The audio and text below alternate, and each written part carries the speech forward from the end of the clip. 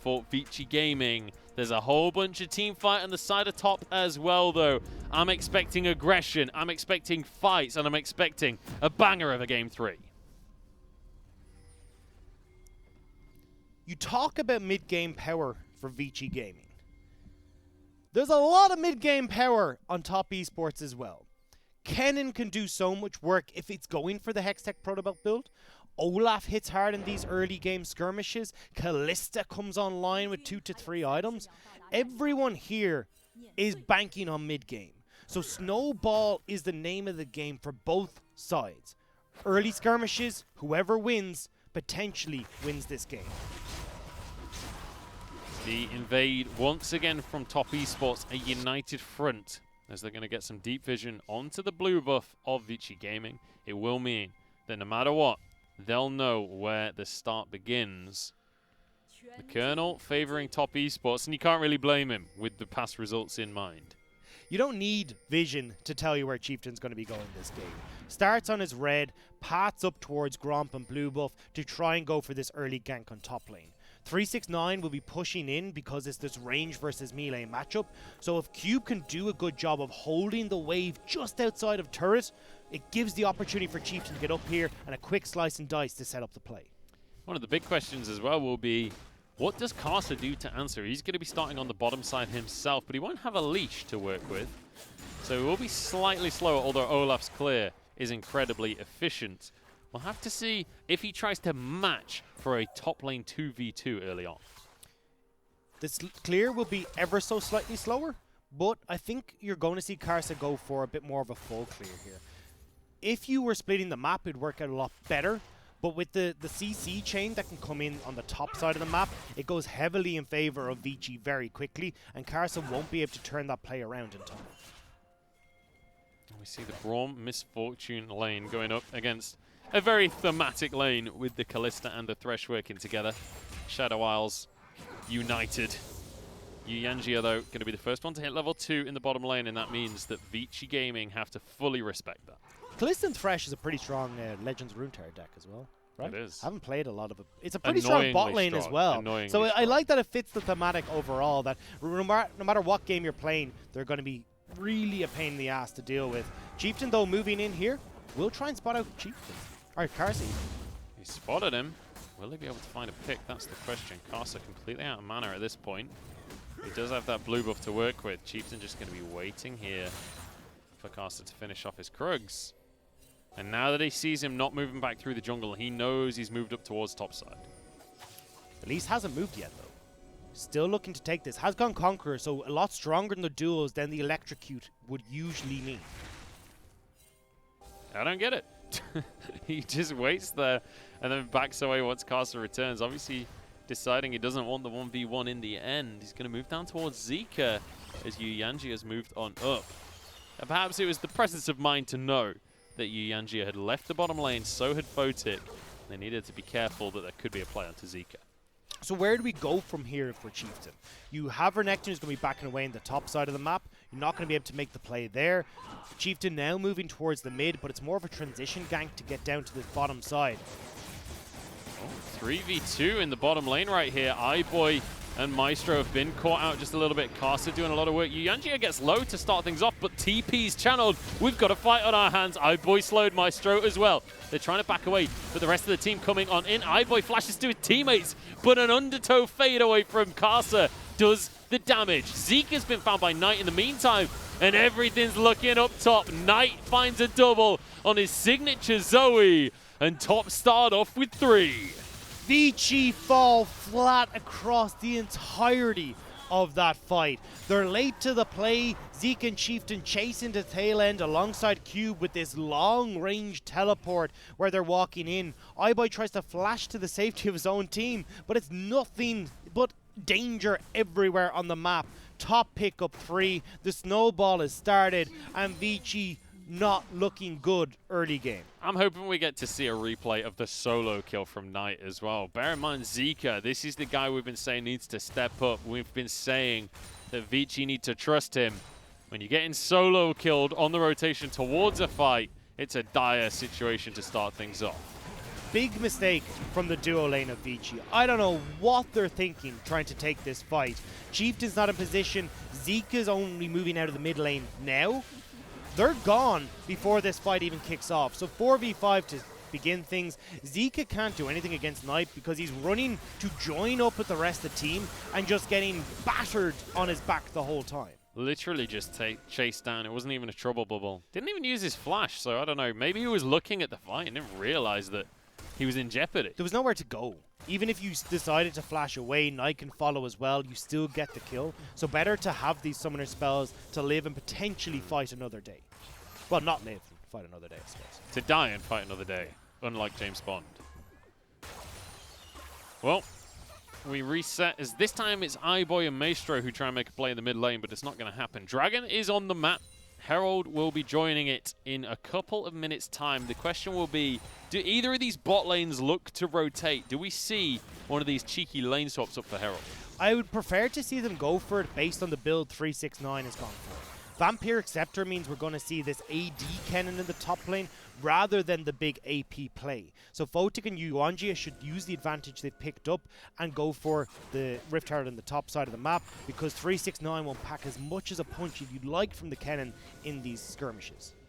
Looking for a dive here. 369 trying to get away. Challenging smite comes out from Chieftain. The minion wave blocks for a bit, but the flash being forced out from the likes of 369.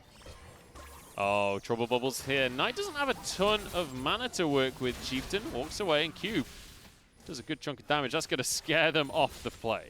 Zika can stay in this mid lane though and take towers. You can see the pings going down. Worried about Karsa coming up though to contest that play. Here we go. They're going for the dive. Dominus is massive and they want more as well. Knight flashes away. The sustain is huge from Cube. That is going to be a nice easy kill. They've traded it for a dragon though.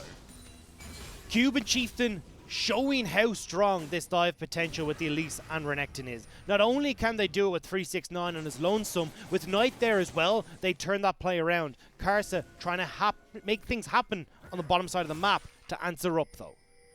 Well, they took a dragon for it already. Can they take more as well? They're going to take at least one turret plate down in this bottom side. Maestro and iBoy moving up now that they have a minion wave there. They should be able to play the rest of these minions. It's dicey territory already for Vici Gaming. Getting one kill in trade for a dragon early. Probably not ideal, and already you can see 1,000 gold lead. It's a Cloud Drake, so not the end of the world. If tops start to stack these dragons up though, that's where it is going to become an issue. My eyes are on this Rift Herald though. Has just spawned with top's bottom lane backing now. They'll get to that objective first. From Karsa, I'd actually prefer to see pathing directly towards this top side. I know the blue is up, but I think the Rift Herald is far more important at this stage. Photic decided not to recall actually. He's going to try and catch this wave. But it does look like Yuyanjia is going to be heading straight over for the mid lane and maybe priority on the Herald. Neither of these AD carries have hit level 6 yet, so the big ultimates are not available. A lot of that coming back to the play we saw in the early stages of the game. So I don't mind these AD carries staying down here because their impact in this will be a little bit lackluster, although Photic has just hit that level 6, so potentially looking for the back now. Knight posturing aggressively there. Zeke going to respect it. Just farm under tower for now.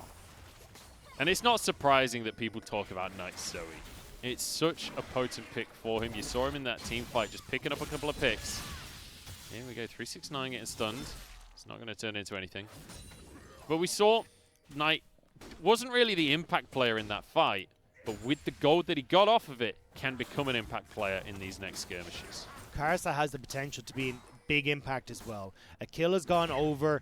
Your Chieftain is a level behind. Karsa's in prime position to designate what happens in this jungle. And that's why we're seeing Vici respect the power of this Olaf pick. Back away from the Rift Herald and not try to fight or contest top esports who enter the river. Well, the Herald still untouched. 2 minutes until the Infernal Drake will approach the Rift as well. So we're going to have either Mountain or Ocean Rift. You can see that we actually have Maestro moved up to the mid lane there to support Zika for a moment. He's deciding now it's time to move back down bottom side. 369 though wants to make a play. Carcer's coming up, stunned down onto Cube. He's used the Dominus, does not have his flash available. And you have to imagine this is going to be a kill going their way. The question will be, who grabs it? It's Carcer. Yeah, that's an easy pickup for them. Chieftain not in a position to try and answer back. And now we're going to be looking at maybe plays in the mid lane. Zika gets exhausted, but dodges away from everything. That's one of the strengths of this Lucian pick. It's a slippery dude, I guess. Slippery Dibble, but does have that cleanse as well, just in case he gets a stray Trouble Bubble sent his direction. This is a long time, though, that we haven't seen a huge amount of movement coming out from the lanes. Usually, people are tending towards this Rift Herald at this stage. You can see pings going down to spot out Chieftain that's over by that objective. Now we're potentially seeing Maestro back in tandem with Chieftain to get numbers advantage up there, but no team confident in starting the objective. No, we've reached very much a lull in this game state currently. Gold lead pretty heavily in favor of top esports, as they're about 2,000 gold ahead, almost 2,500. No towers have been taken, and I think that's partly the reason why we're seeing people nervous to force objectives. Obviously, Vici Gaming, they're behind. They're going to be very careful to start the issue. But over on the side of top now, looking towards this bottom lane. Knight in a 1v1 with Zika, who's doing a good amount of damage. Top have also taken 2 of these turret plates. Well, make that a third off of that play. So if Vici are the ones to roam up first, they lose tempo potential because they can just take that turret bottom side. And with the Inferno Dragon now up, all teams want to contest. It's crazy to me that we've not seen a single Herald take so far this game, but here we go, Ragnarok. Comes through from Carcer. Pretty early use of that ultimate, quite honestly. Didn't really achieve anything. Vici are going to still be in trouble if they try to contest this. 369 has ult, so Cube is, or TP even, so Cube is putting pressure on at the moment, but losing out on the trade. Yeah, that is not a positive trade for him, and you got the Conqueror on the cannon as well, so it only gets worse if that trade continues. 369 has the minion wave advantage. He's going to just force that in. iBoy is still sticking around this bottom side as well. This is a very split call from Vici. With Knight back in the mid lane, no mana, low health, maybe they can take the 4v4 here. Yeah, iBoy's kind of on the wrong side of things, though. He's going to have to path up behind the dragon. We need to see a steal come out from Chieftain, but he's hooked, and there's a teleport as well. Carcer gets the dragon straight onto Maestro. The repel's not going to save Chieftain either. This will be 2, and the teleport pays dividends for 369. Fantastic hook from Yuan Jia. Vici can't play back and tippy-toe around the dragon looking for a steal because Thresh slam dunks Chieftain.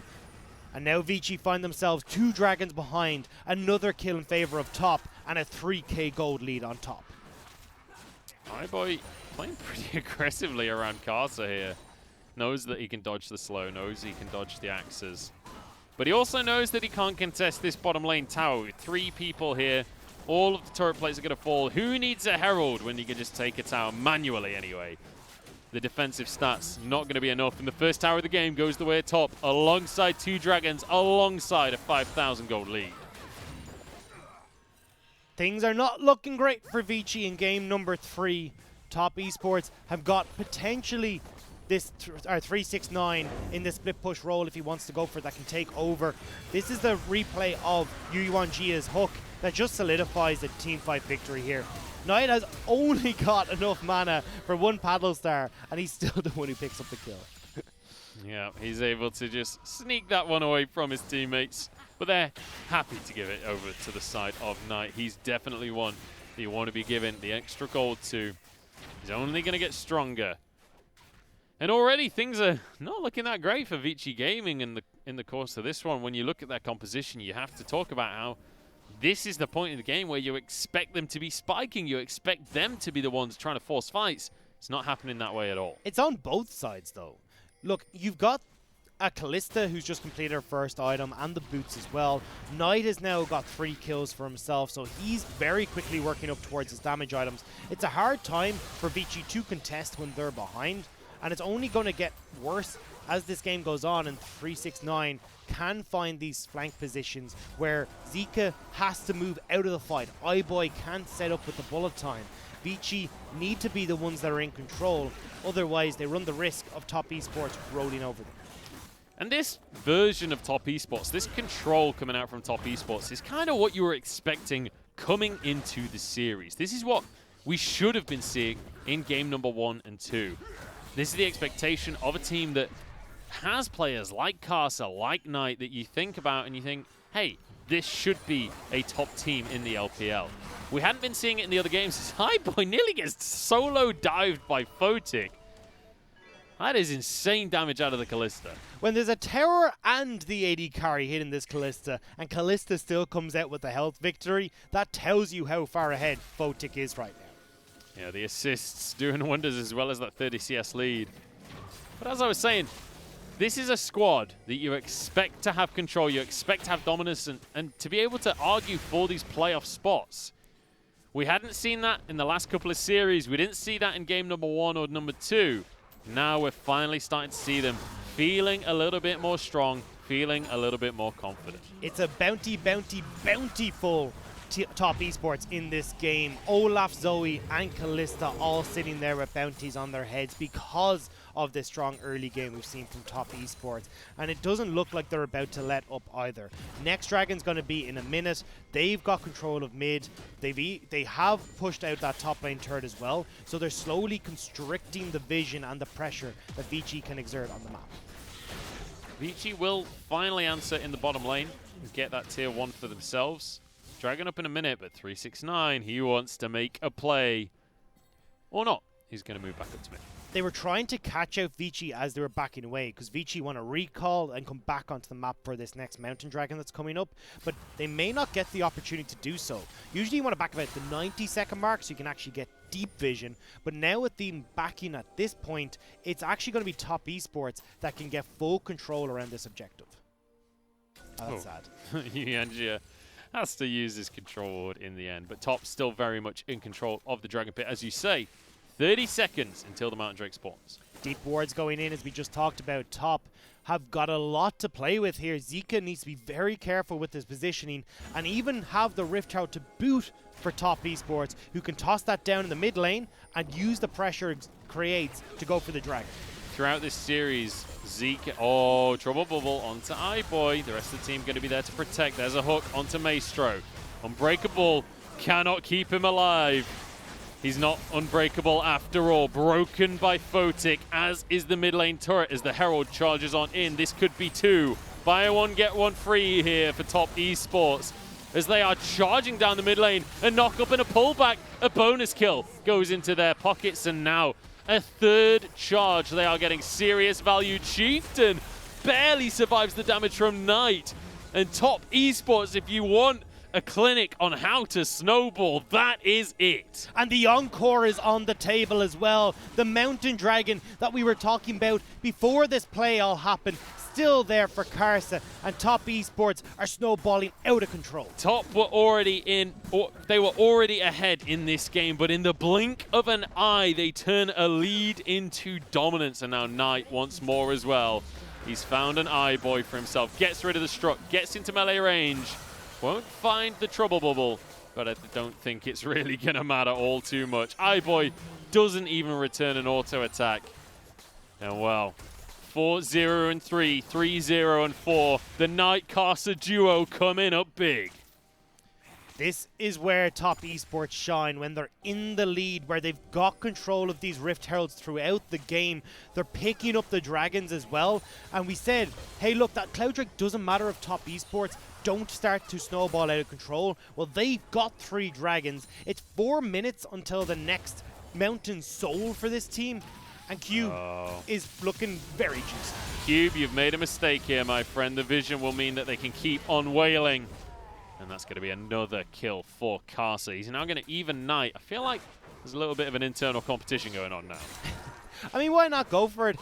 You've even got this Dark Seal on towards Knight as well, trying to give an answer for Zika in game number 1, who was packing a stack on that ring as well. And when we bring up the conversation of Zika, he was very much the player to watch for Vici Gaming. He was the one that we wanted to see more emphasis put on. We have seen it this series, and I think it's fair to say that he's done a good job in this series. You can't really take anything much away from Zika here, but certainly in this game, he's been incredibly quiet, not had much of an impact. Especially when it's Zika's first split. This is his rookie year, don't forget. Yes, he trained on under BDD on KT Roster, but didn't get to play. This is the first time we're seeing what he's capable of.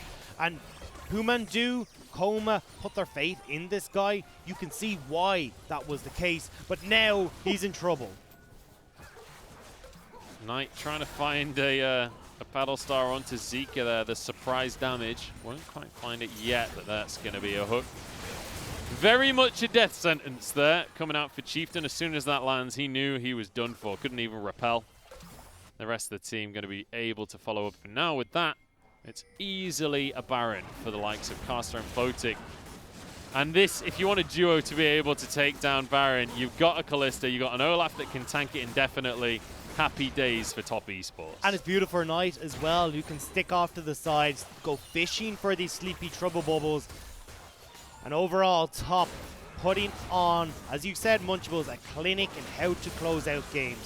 How to find your mid-game stride and just stomp all over your opponent. And we were saying that Photic was one of the weak points, and it just feels like this team, they don't need to play around Photic. He's had some pretty highlight moments across the course of this game, but on this Kalista, he knows that he can just play safe, he can just play consistent, force in these side waves, just make sure that he's not an issue in the early game, and everything will look fine and dandy for Top. Fine and dandy, striding on forward. Towers are falling, gold is rising, and the Colonel's got 2 thumbs up for the performance of Top Esports in this game. It's only a matter of time now before this game gets rounded out.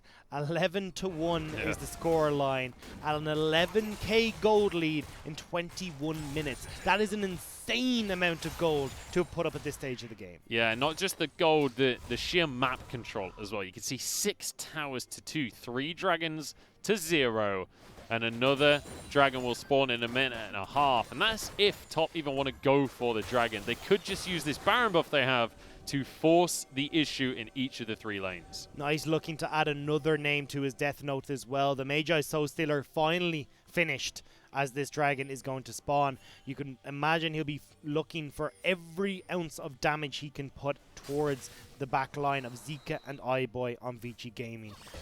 And look at the control that Top Esports have. How do you approach this? I love the sheer pressure that Knight puts on every time he throws a trouble ball. You mentioned the control that they have. As soon as you step up in the jungle, Knight will find you with a bubble, and if that lands, if you don't have mobility to get away before you fall asleep, you're not going to be waking up. It's like the train journey of doom. Fall asleep at the station, you miss where you're supposed to get off, and now that hope, that hype train we had for Vici Gaming has been entirely derailed. Vici, they're desperate to get off of this train right now. They want to get out of this series. In goes Cube. He's looking for a final fight, and he's found it for himself. Double Flay goes in.